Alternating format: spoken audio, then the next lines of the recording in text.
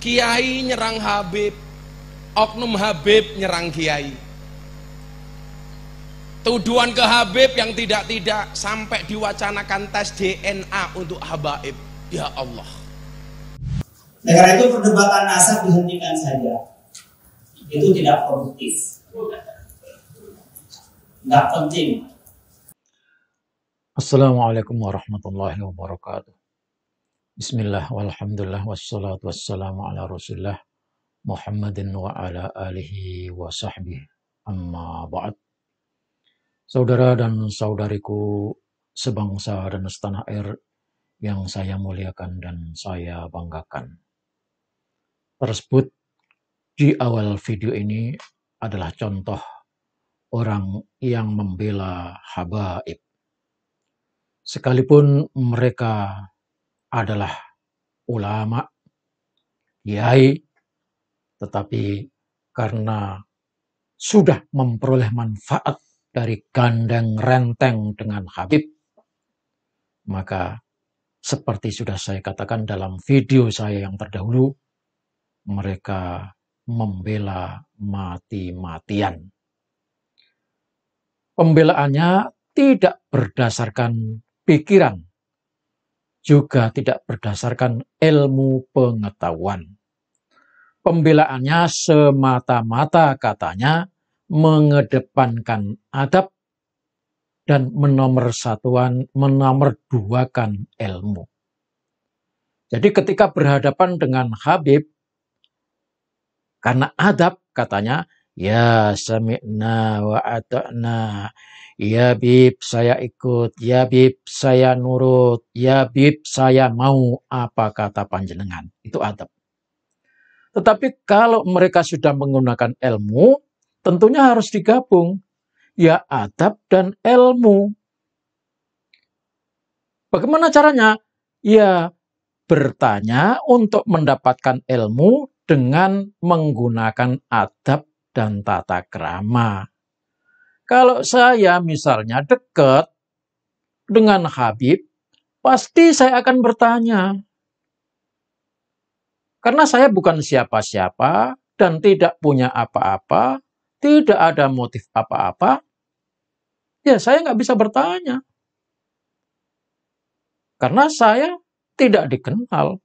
Emang ente siapa kok nanya-nanya? Nah, pasti akan begitu. Tetapi kalau orang yang dekat, bertanyalah dengan adab. Untuk apa? Untuk mendapatkan ilmu, memantapkan ilmu. Tapi kalau tidak mau bertanya hanya sami'na wa ata'na, itu namanya fanatik membabi buta. Ya, sekalipun itu beradab. Inilah yang namanya orang yang katanya independen.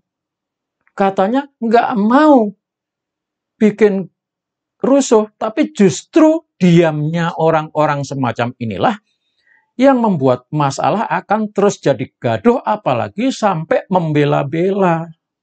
Tambah gaduh. Nah, orang semacam inilah yang menciptakan kegaduhan.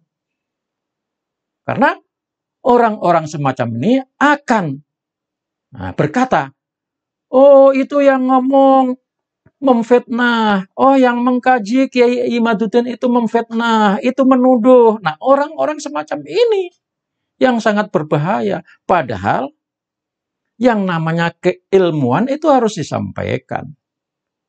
Siapa yang punya ilmu tidak mau menyampaikan, maka dirajam lebih dulu. Diseksa lebih dulu karena tidak mau mengamalkan ilmunya. Nah, dia tahu harus berbicara. Oleh sebab itu, saudara-saudara sekalian, orang-orang semacam ini harus dicurigai. Banyak orang-orang NU ya sama sikapnya seperti ini. Ini namanya mental inlander. Ya. Ambil posisi netral itu adalah salah karena dia tahu kebenaran. Kalau tahu kebenaran harus membela kebenaran, harus memperjuangkan kebenaran, tidak diam. Nah, diam. Nah, ini apa? Karena mendapatkan keuntungan. Nah, itu dia menjadi hebat, menjadi besar karena memperoleh keuntungan dari gandeng renteng dengan Habib, karena kemarin Habib itu adalah orang-orang yang dianggap luar biasa, ternyata setelah diteliti adalah bukan siapa-siapa. Nah, kepada orang-orang yang membela, tahu kebenaran, diam dengan alasan netral, tidak mau campur, itu adalah orang-orang yang bermental inlander, seperti saya katakan tadi, dalam posisi nyaman, tidak mau mengatakan yang benar, karena kalau dia akan berkata, menyampaikan apa yang sesungguhnya, takut tidak dapat rezeki, takut tidak memperoleh keuntungan. Ini adalah mental apa namanya? Saya tidak tahu. Nah, kepada mereka ini, sekarang Kiai Haji Imaduddin membuat surat terbuka. Nah, membuat surat terbuka. Kiai Imaduddin ini memang hebat. Dia menulis suratnya dengan bahasa Arab. Surat ini disampaikan kepada Syekh Mahdi Ar-Rajai, tokoh Syiah yang ada di Irak. Saya akan bacakan suratnya, tapi tidak secara keseluruhan. Saya ambil dari yang muqaddimah, kemudian pertengahan, dan nanti yang terakhir. Assalamualaikum warahmatullahi wabarakatuh. Alhamdulillahilladzi amara bisidqi fil aqwali wal afal. Segala puji bagi Allah yang memerintahkan untuk berkata benar dalam segala puji bagi Allah yang memerintahkan untuk benar di dalam ucapan dan perbuatan. Wa athna ala shadiqina bil fadli wal kamal. Allah yang telah memuji kepada orang-orang yang berkata benar dengan anugerah dan kesempurnaan.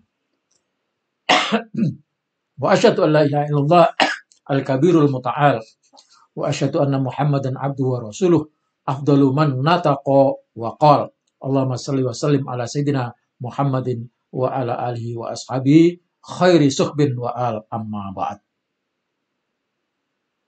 Faqad ja'ani ya sayyidi waraqatu bayanikum fi isbati nasabi ba'alawi li Ahmad bin Isa ma'a adami dzikri dalilin wahidin tahtajju nabihi fi dalikal isban.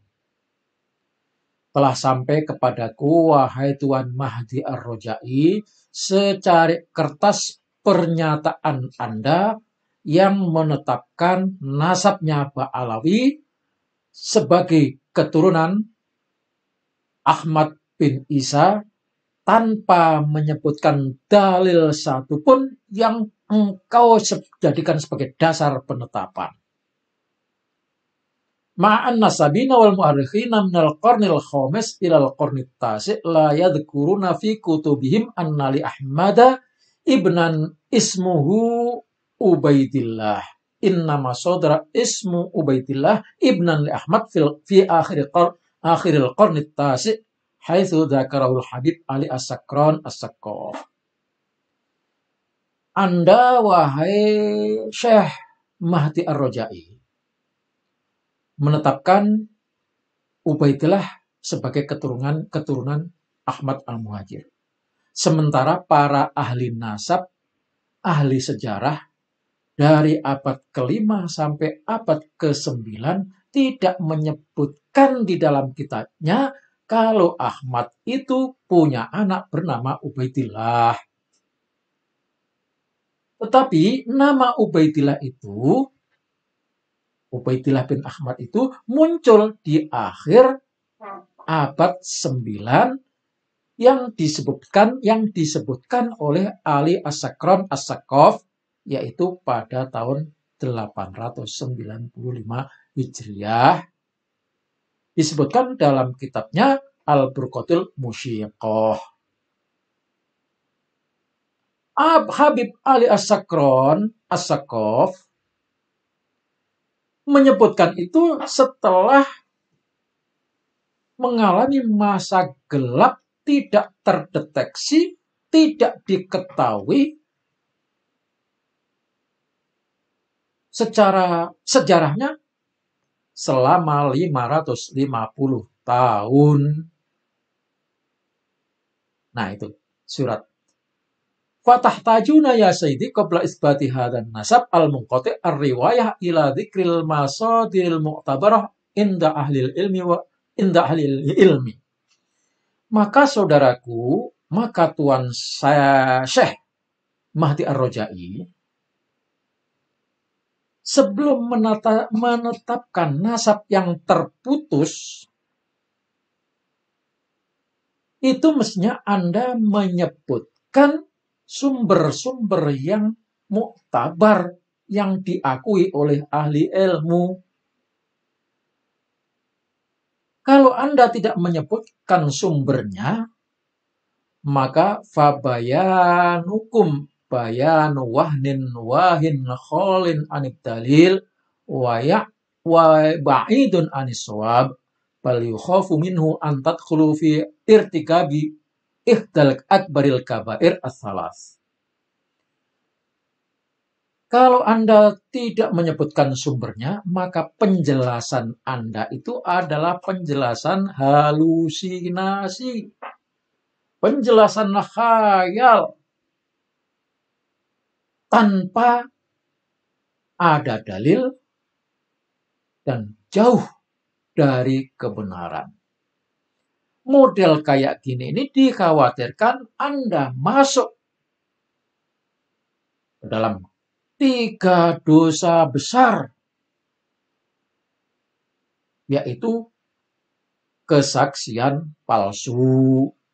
Dalilnya fajtanibur rijsa minal awsan wajtanibu qaulaz zur. Firman Allah. Jauhilah berkata-kata bohong. Ujung ayat itu tadi. Dalam hadis juga disebutkan bahwa dosa besar itu ada 3. Dosa paling besar yaitu pertama, syirik kepada Allah, durhaka kepada kedua orang tua, dan yang ketiga, berkata bohong. Itu hadis riwayat Bukhari. Di akhir surat, ini saya. Di akhir surat, akhiran, pada akhirnya, ya sayyidi, an-nafyu muqaddamun alal isbat. Akhirnya, wahai Syekh Mahdi Ar-Rojai, saya sampaikan ada kaidah usul fikih. Kaidahnya an-nafyu muqaddamun alal isbat.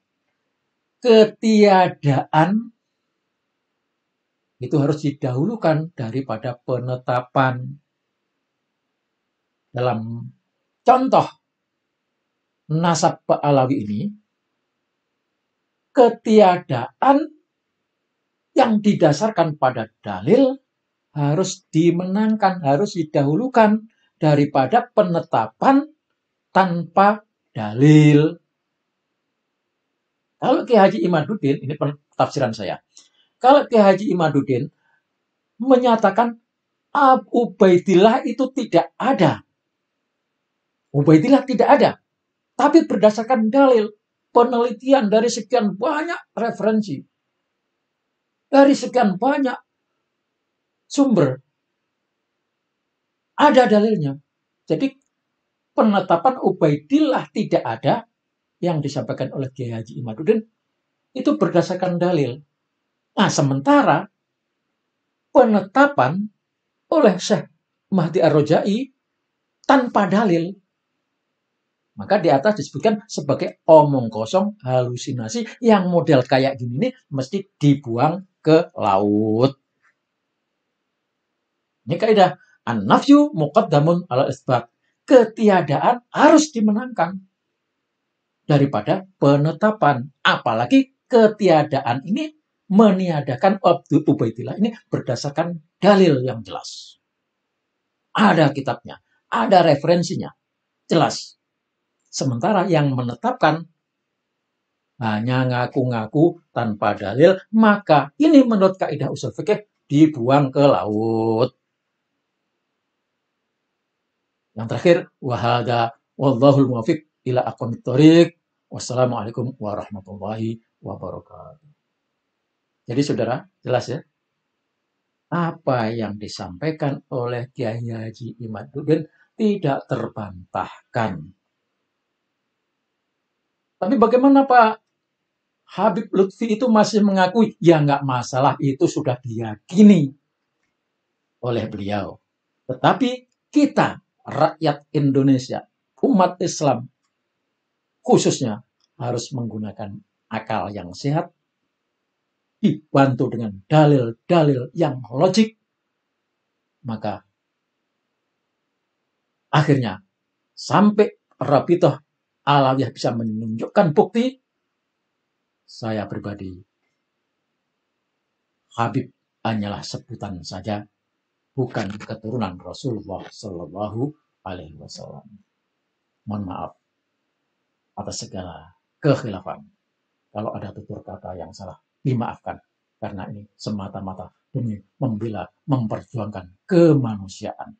Habib adalah manusia, maka harus kita dudukkan dia sebagai manusia, bukan manusia super, apalagi sampai dikultuskan seakan-akan berkat Habib semuanya Indonesia menjadi seperti ini. Tidak.